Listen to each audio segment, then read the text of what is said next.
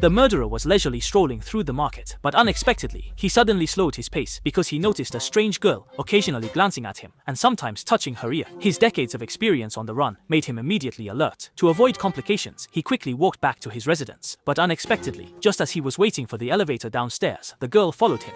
This made the murderer instantly tense up. In his view, this was no longer a coincidence, but a confirmation of being followed. So he quietly put his hand into his pocket, gripping the folding knife he carried. And when getting on the elevator, he deliberately stood behind the girl, ready to strike first in this surveillance-free elevator. However, at this critical moment, the girl's father, Long Shu, happened to arrive. What are you doing? Are you afraid I won't listen? What? Secretly dating? Did you know you were found out? Seeing the girl's ears were empty, and the argument between the father and daughter was natural and real, the murderer dismissed his suspicions, thinking he was overthinking it, and quietly put away the folding knife. At this moment, Long Shu took a rotten apple out of his pocket and casually handed it to the murderer. This gesture seemed like a neighborly courtesy, but little did he know, at the same time, the Hong Kong police's display screen clearly showed the murderer's daughter. It turned out the murderer's suspicion was correct. Long Shu and the girl were not father and daughter, but undercover police officers who had been watching him for over half a month. The murderer's name was Fu Longsheng, a former special forces soldier, most skilled in close combat kills. In his early years, he lived by robbing and killing. To expand his criminal network, he chose to go into hiding more than 20 years ago. Using the money he had illegally stolen before, he gradually adopted many children and trained them as his successors, using special forces training methods. In the blink of an eye, more than 20 years have passed, and the children have all grown up, each possessing extraordinary skills. Some are experts in combat and assassination, some have mastered top-level hacking techniques, some are adept at disguise, and others, even more remarkably, can switch genders at will. In this way, Fu Longsheng led them in committing crimes everywhere, always managing to outsmart the police. And until this day, Fu Longsheng set his sights on a $500 million cryptocurrency. To get this money, he took all the children, disguised as office workers, and boldly went to the financial company that held the digital currency keys to carry out the robbery. Found it.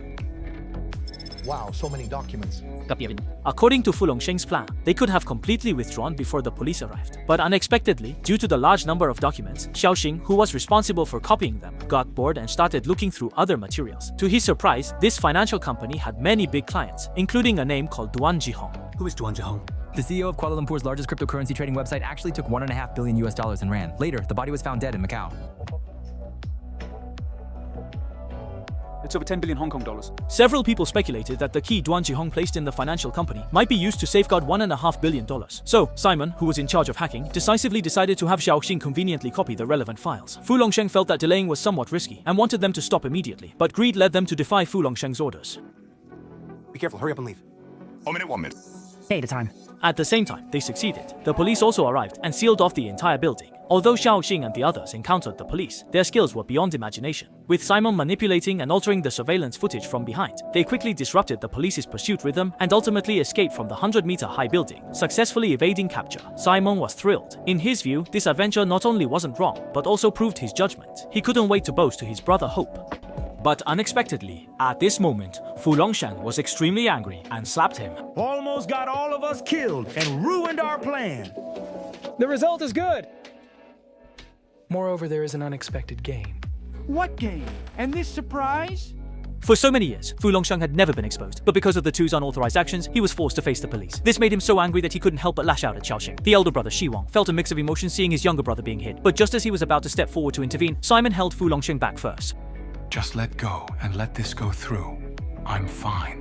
Fu Longsheng's double entendre instantly shattered the confidence Simon had just built up. He realized Fu Longsheng was truly angry, so he quickly apologized. But unexpectedly, the next second, Fu Longsheng lost control and took out a folding knife to teach him a lesson. Fortunately, Xiaoxing stepped in just in time, allowing Simon to escape unscathed. Seeing the situation deteriorate, Hope quickly went forward to hold Fu Longsheng, but was forced into a corner by him.